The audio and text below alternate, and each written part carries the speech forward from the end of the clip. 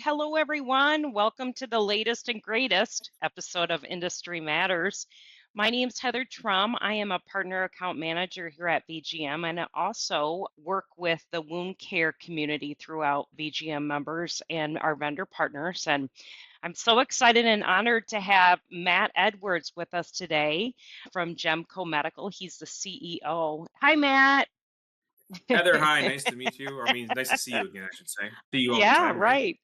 Today, I'm really excited about our discussion because we're going to talk about the latest and greatest about of diabetes, what's happening, what's going on, where it's at today, the diabetic market. And Matt is an expert in that area.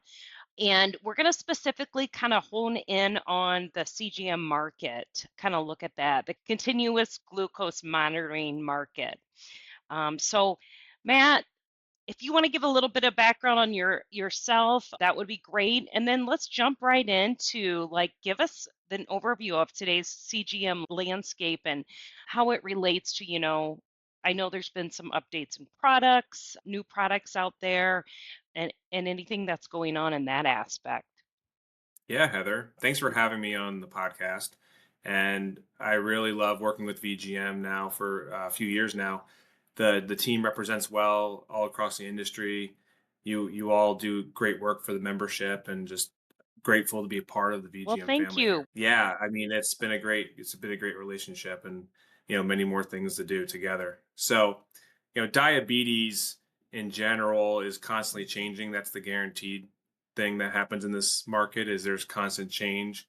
So I'm Matt Edwards. I'm the CEO of Gemco Medical, and I've been in this business my whole life since the tender age of 8 years old.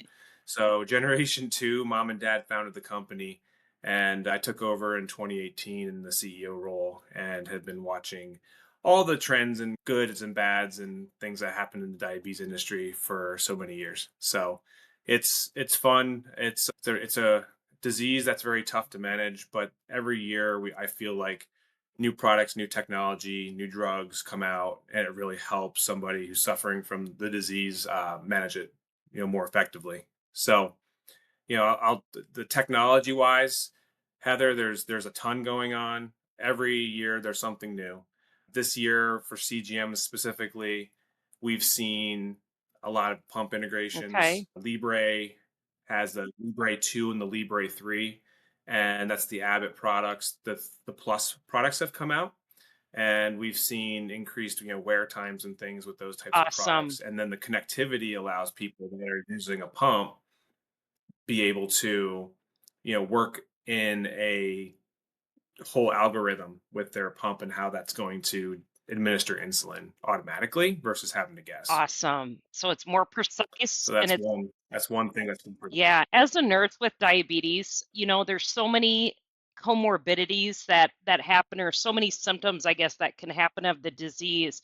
And the tighter we can control the glucose, the better outcomes for the patient. So these technologies are just awesome in the management of diabetes. I just thought I'd throw that in there, Matt, from a clinical perspective.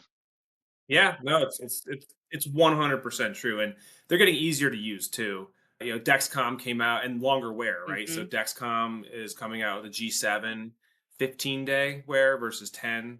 So that adds 5 extra days for a user, something less to think about. We've seen that hit the market here soon. It's not out Okay. yet, but it's coming this quarter or next. So that's, again, it's just making it easier for users. That the connected part of it will work with the its receiver and the same receiver they have as well as their phone.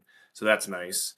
There's some OTC items out there too. So if you're not, you don't have diabetes, but you want to kind of see what your glucose control is, there's new products out there like Lingo and Stello. Those are two products that measure your glucose. They won't give you the same level, like alarms, like if you're going low or anything. It doesn't really, wake you up in the middle of the night if you're having a hypoglycemic event. It's not really meant for diabetes users. But if you're pre-diabetic, or you just want to see where your overall metabolic health, that cash pay option has been out there now for at least a year now, to just see where you're Yeah. at. So you don't have to have diabetes to get access to some of these things now, which is Which kind of I cool. think is a great option too for on the retail side for some of the HMEs out there. And I actually used one about a year ago, and I watched it, my insulin level or my glucose levels on certain foods that I ate. And so it helped me manage what foods to not to stay away from. And I was really surprised at some of the things, like if I just went out to like a fast food restaurant, and a healthy fast food restaurant, which I'm not going to name, but after I ate what I thought was a healthy wrap, um, that's the highest my glucose went the whole time I was wearing it. So I think it really gives good insight on how your body reacts to some certain foods, which is huge in regards to being a healthier person, and kind of, with the insulin resistance out there, slowing that down a little bit. So, yeah. Yeah, yeah. Yeah, I've heard of Medtronic before, Heather. Medtronic has a pump called the 780G, and what's pretty cool about their product is they've partnered with another manufacturer to create the instinct sensor, Oh, which is similar to, I'm not going to say it's exact, but it integrates with Abbott's product. They have a partnership okay. now. So there's all sorts of partnerships happening, different ways to get it. But like you said, when you go to a restaurant, you want to know how things are affecting you and what your glycemic control is. There's not one size Yeah, fits all for everything. So your physicians and endocrinologists, they really can hone in on what you need. awesome. It's consumerism. When you saw this is cool or that's cool, but sometimes you just need the physician to hear how your lifestyle is and what works for you. Absolutely. So, Matt, what would you say would be the benefit on all these changes, these technology changes for the HME? We know for the patient, there's a huge benefit, and for the HME, what's the benefit as well as the payer? Yeah. So the HME is, in my opinion, an expert in Hmm. diabetes. So a lot of them specialize in the category. We have a lot of VGM members and Gemco customers who know the ins and outs of these products. And if they don't, we can really help them to get there. And there's so much out there, and there's so much changing in the market. A patient should feel comfortable calling a DME provider and being able to talk to them about what's best for them or how to use this new item. That's been the differentiator for a long time for an HME and DME provider. Physicians can lean on them to make sure that resupply is correct. Physicians can lean on them to make sure that they have adequate supply. And I've really seen a lot of opportunities for a relationship between a physician and a DME to make sure that that patient isn't having uninterrupted supply. I mean, that's so important when they come back to that doctor's office that they're still on therapy, they're compliant, and we're not having, lapses in data and care. Yeah, that's such a good perspective. And I will echo, Gemco Medical is excellent at training the HME. I have learned so much from them and from your employees. They're wonderful. So I will just say that if you want more information, reach out to Gemco because they know the diabetes market like the back of their hand. So kudos to you guys. You've been a great partner to work with in your business, your training, your education is top notch. So, what about the payers? What's the benefit to the payer? I mean, the payer is really winning in this equation. I mean, they are paying for something, right? They have to pay for a device, and it might not be, it might be more expensive than they're Hmm. used to on maybe a blood glucose test strip, Right. right? But what we're seeing is A1C reductions are significant. I sat next to someone yesterday, their A1C was a Oh my God. 9.2, and they were using blood glucose testing, for years. Went on to a CGM, and they're under Oh 6.5 wow. now. And that's only over, 3 to 6 months. I want to know, maybe 6 months, I think they said. So you're looking at what's that save a plan, right? Hypoglycemic events eliminated, constant high, yeah, amputations, retinal issues. I mean, there's so many complications from diabetes, hypertension, heart attacks, everything. So they're saving those bombs going Yeah. off in their So plan true. by keeping people's A1Cs under control. So yeah, you're paying a little bit for preventative health, but it's a tip of the iceberg compared to what could be going on with that patient if they're out of Right. control. So payers are opening up access. We're seeing more leniency on the qualifications because it is changing the way the standard of care for someone with Okay, diabetes. talk a little bit about that. They're opening up the standards of care, or they're opening up the leniency. Talk about that a little bit. Yeah, absolutely. So, just to give some statistics of, how many diabetes patients are on therapy by type. So type 1 is an insulin dependent patient. 80 over 80% of pumpers that are type 1 are on a CGM. But as far as a type 2 that is using Mhm. insulin, like a basal injection, which would be like a one injection a day, you're talking only 40%. So you've got 60% of the market that qualifies for CGM devices that haven't really been educated on the benefits, or could be out of control with their current diabetes situation and could be using this device and be qualified for it. Medicare eliminated the multiple injections a day. They've went to one time a day injections for eligibility. And we've also seen them, if there's hypoglycemic events that are documented, we've seen them proving that through chart notes and things like that. So there are opportunities to get people on these devices even if they don't take insulin. Just you got to be very careful on the guidelines on how that would be done. We have playbooks for that. But the the other thing that's crazy is there's only 10 to 20% of people type 2 are actually using the device, CGM device, and we predict that that category of diabetes patients will get access through insurance coverage eventually. Medicare I can't predict, but we're already seeing commercial plans opening up access to, just you have diabetes, you should be on CGM therapy as standard.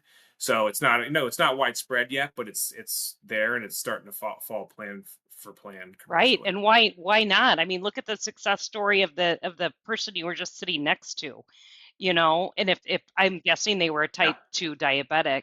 So the market, there's room. they were type There's 2. room out there for our VGM members or the DMEs, the HMEs out there. They just have to talk with their patients and are they type 2? Talk to them about the CGMs. Kind of dovetailing right into that.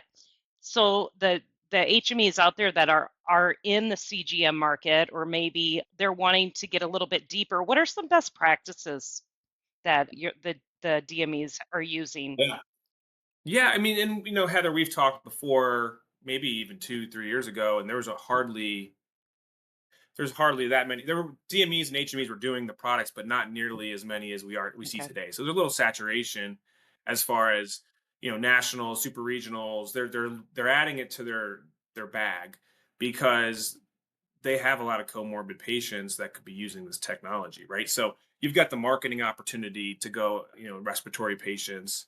There's plenty of opportunity with, I see HMEs and DMEs doing really good partnerships with hospital Okay. systems. And I think a lot of the times they have liaisons in Mhm. those hospitals that are making sure that the process to get equipment is smooth. That's something they can simply add, hey, endocrinology, send me, that CGM patient, and we'll make sure that it's frictionless for you to get this person on therapy. And when they come back to see you in 3 months, they're going to have results to show you. So using your existing levers as a best in class HME DME provider can earn you business in these hospitals, regional areas. A lot have regional influence, payer influence.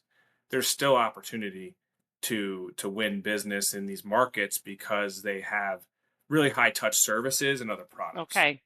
Perfect. Awesome. Yeah. So, what do you see are the challenges and how do they overcome them? Yeah. So diabetes is a unique industry. Diabetes has two ways of being reimbursed the products. So there's the DME channel, which is your HICMIX Mhm. codes, and then there's the pharmacy channel, which is NDC numbers. It's going through a pharmacy terminal, etc. And one of the biggest challenges we're seeing right now is confusion in the market on which way should this be reimbursed. There's plans that are either adding pharmacy coverage or trying to remove DME coverage and go to pharmacy coverage only. And that is, in my opinion, not the best way to do things for a doctor and a patient. A doctor and a patient should just be able to prescribe it however they would need to get it in someone's Agree. hands, whether that's a 25-year-old. person that works at Apple and knows how to train themselves on the device and deals with them all the time. They might want to just go to the pharmacy, pick it up themselves. I get that, right? But then there's the 73-year-old who doesn't like technology, needs a little bit more training, and might need a little more handholding on how to use the device, right? So that's maybe someone who would go to a durable medical equipment provider. So interrupting that workflow just based on payer channels and confusing these doctors' offices is something we see commonly. They think they can only send it to the pharmacy or that it's, not covered. So they say send a Medicare patient, for example, Part B patient to a pharmacy that doesn't have a Part B license, and they tell them they can't cover it. It goes right back to the doctor's office, and they're going, well, what happened, Yeah. right? They forgot that there's this whole DME interface that they could be using that they're used to or they've used before. So why is this being denied? And then instead of getting them the technology, they could be just, saying, oh, sorry, you don't qualify. So it's that education of making sure that the patient's being sent the right Okay. channel, that is their preference, not necessarily just one way or the other. And so there's a lot of challenge in that confusion in the prescriber and the patient of trying to figure out best path. We've seen some health plans as well, changing to pharmacy only, for example, and that disrupts a lot with the current way of doing things. So that's some of the current Okay. challenges we're seeing. And we've it's not the greatest situation, but we fight it every day and we make sure that we find education to the doctors and the patients that they should be able to continue to fight for that Right. product. Absolutely. And we will too. Speaking of doctors, this is just something that I was thinking of. And you said, you work with the DMEs, work with the endocrinologist. Are they typically the only ones that prescribe, or are there other physicians, specialties that prescribe the CGMs? Endocrinology is probably the number one Okay. prescriber for CGMs, and obviously they do insulin pumps and they see type 1 diabetes and other obviously issues, autoimmune endocrine. But the primary care physician is really starting to become a champion for CGMs. It started maybe about a year ago. We're starting to see a huge push from the manufacturers to educate on a primary care to be able to prescribe this product to a patient and knowing how to do that. So that's you typically like your type 2 patient or maybe your type 2 patient that takes one injection a day. They are typically the ones seeing diabetes patients with with those types of the type 1 pumper and things are going Okay. endocrinology. So there's just trying to get that, why is it only 40% or, Yeah. penetration? It's because maybe the primary care thinks, oh, I got to send you to endocrinology, but really you don't need to see endocrinology. So then, and so there's that education gap. And so there, it's being worked on. And I've seen providers out there educating PCPs on how to do this, but I've also seen the manufacturers, hiring people to help with that as Yeah, well. absolutely. And I think the younger generation too, or that they know this type of technology, and they'll say, "Well, I can just do it. I mean, give me a prescription and I'll do it." That the younger generation is for sure going that way. Okay, what else did we forget, Matt? What Yep. else? I know there's one last question I want to ask you, but going through like best practices, and I think you hit on the challenges. Any more best practices or any advice that you can give the DME out there and really growing that CGM business?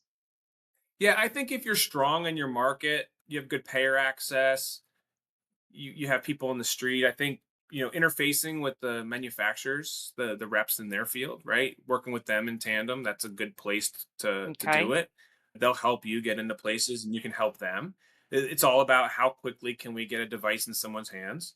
It's all about making sure that when you follow up with that endocrinologist or PCP and say, yeah, they're taken care of. It's showing them that you have good reviews, right? This fights all the Mhm. challenges, right? Showing that you're taking care of them. DME has a higher compliance rate and retention after a year. I mean, double digit. So you just got to tell your story. And so if you want to be successful, it's making sure that you're getting out there in those call points and talking about that and not making sure there's clean transactions, quick transactions for the patient, as seamless as possible. and you'll earn that business one at a Love time. it. Love it. All right, here's one that I know our listeners are wanting to hear from you on. It's competitive bidding. What? Oh, Yeah, here we go. I'm twitching. this is the question I have. Okay. What do you think about competitive bidding and CGMs? Give us your take on that. Yeah, I'm not going to sit here and say I have a crystal ball Mhm. and know exactly what's going to happen. There's a proposed rule out there, and I have no problem giving some opinion on that and how it relates to diabetes. But I have no insight on how this is going to shake out. Mhm. Right? That's been some. What do you think's going to happen? Well, it's speculative at Right. this point. So I commend A Home Care and VGM, and Ike is out there fighting and championing. So I'm really proud of the efforts being made out there to advocacy. So we're in that fight together. Right. And the big thing for us on the diabetes side is trying to understand the FSS model. Moving it to this rental model over 60 months and classifying the product to be in a DME's hands as the primary source of technical and service support. That is problematic with how the current market works. We're not really FDA, FDA has qualifications Mhm. that say that the manufacturer is responsible to make sure that this product, if there's issues, there's technically done. If there's replacements that need to be done, right? That's all spelled out in there. And with the FSS model, there's issues with the fact that I think there's some misunderstanding that we could take like an insulin pump or CGM and take an alcohol swab it off and clean it and then send it back out in the field. That's actually just not allowed Right. Right. contractually, and really not statutorily, you're not allowed to do that either. So for us to be able to say, hey, send it back to the manufacturer and have it refurbished, they're stripping it down to the studs. They're taking the pump or the CGM. They'd have to wipe the memory all the way down to the circuit boards, refurbish this thing, and send it out. And it's probably more expensive for them to do Yes. that than it is to just give you a Right. new one. So if a patient says, "I want to go on a Dexcom and now I want to go on a Libre," and they change every month, you're completely out of that product. It's not you can't bring it back into the field. So it just doesn't fit the requirements. I'm just looking at it from a commercial Mhm. standpoint of how things work in our market, not necessarily the statutory and all that things. I let that other experts deal with that. But how we service patients in this diabetes industry, you can't just take a pump back, clean it off, and get it Right. back out there. So there's significant issues there, right? Rentals over that long. I mean, I think there's a misconception of beneficiaries not having access to technology, the latest and greatest. I am 100% behind CMS on wanting Medicare beneficiaries to have access to the latest and greatest technology. They should. And the way these devices are made now, at least the last few generations, the receiver or the hardware piece has been able to be upgraded just like a phone Mhm. would be, iOS 16 to iOS 17. Or your Tesla car can get an update with the Christmas edition, or all the sorts of crazy stuff that they do with these firmware updates. Well, these CGMs and pumps, they do upgrades all the time for the better for your device, and or new charts and things like that. So the sensor technology might upgrade, but the durable part really in the last few years has been able to be used. So I still think the model fits as it existingly how it's currently categorized, because there's software to fix those types of things. So we don't need a new piece of hardware every 3 months to keep up with this stuff. Those are the top two things on my side operationally. Just doesn't make sense. There's obviously a whole other part of issue, but I'm just having a hard time grasping how people operate under this type of Right. model. Right. I agree with you. Good. Thank you for that insight. All right. We are coming to the end of our podcast here. Matt, you are a wealth of knowledge. Thank you so much for answering all these questions. It's been great, enlightening. I've learned some things, so thank you very much. Thank you, Matt. It's been great. And thank you so much, everyone, for listening. If you have any questions, please reach out. Bye bye. Always appreciate it, Heather. Thank you, membership. And, again, anytime we can help, we're here. Reach out to us directly, reach out to your VGM rep, and we'll try to get your questions answered. Perfect. Thanks, everyone. Thank you, Heather.